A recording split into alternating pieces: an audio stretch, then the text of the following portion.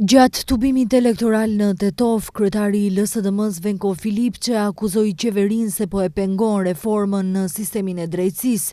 Qeveria është nervoze sepse është e vetëdijshme për dështimin e mosdorëzimit të asnjë ligji në parlament.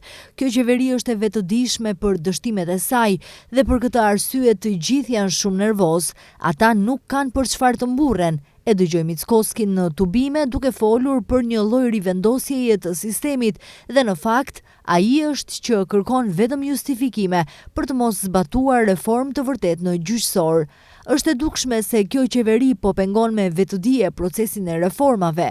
Qëllimi i vetëm i kryeministrit është të emërojë gjyqtarët dhe prokurorët e tij, prandaj asnjë ligj reforme nuk është dorëzuar në parlament, tha Filipçe.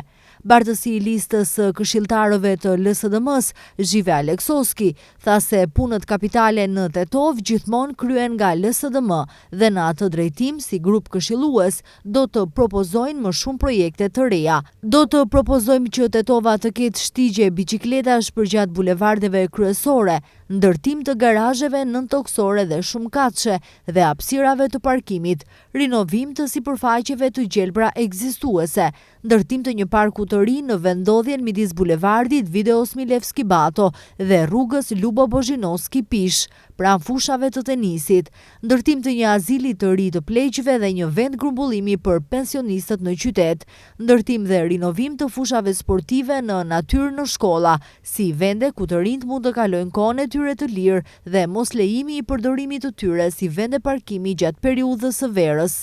Në fund ai tha se do të ndërmarrë veprime dhe premtoi se si këshilltar nuk do të lejojnë që emrat e rrugëve në Tetov të ndryshohen.